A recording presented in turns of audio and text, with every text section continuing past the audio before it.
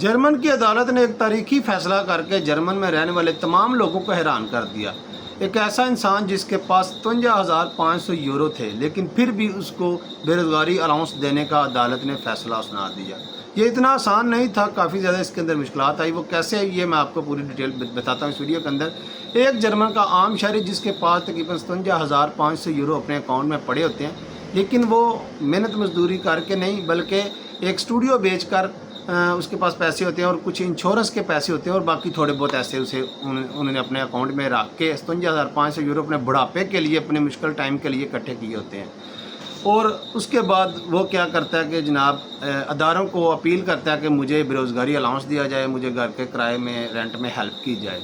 और अदारे उसकी जब सारी जो है ना वो इंक्वायरी करते हैं तो पता चलता है कि इसके पास तो 57,500 यूरो अकाउंट में मौजूद है, फिर भी ये बंदा बेरोज़गारी अलाउंस अप्लाई कर रहा है जबकि इसके पास पैसे हैं सर्वाइव करने के लिए।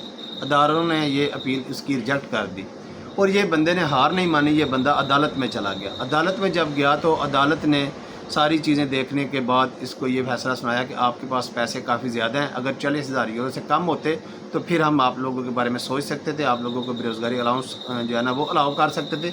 अब आपको ये बेरोज़गारी अलाउंस नहीं मिलेगा। लेकिन इस बंदे ने फिर भी हार नहीं मानी।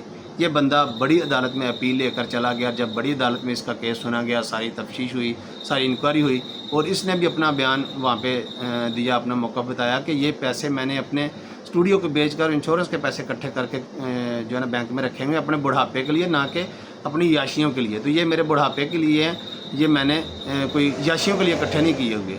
तो अदालत ने सारी तहकीक की, देखा, चेक किया, जबकि सिर्फ पैसे के अलावा इसके सारे जो है ना वो काम जो डॉक्यूमेंट्स चाहिए थे जिसके ऊपर इसको बेरोज़गारी अलाउंस मिल सकता था वो सारे पूरे हैं।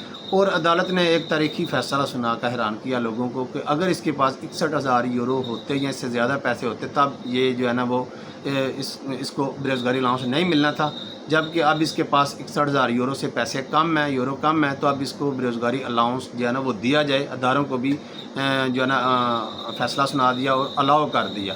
और ये ज़रूरी नहीं कि जिसके पास हर बंदे का 61,000 यूरो का ही जो है ना वो इससे ज़्यादा होंगे तो तब भी, या इससे कम होंगे तो तब भी वो अलाउंस ले सकता है।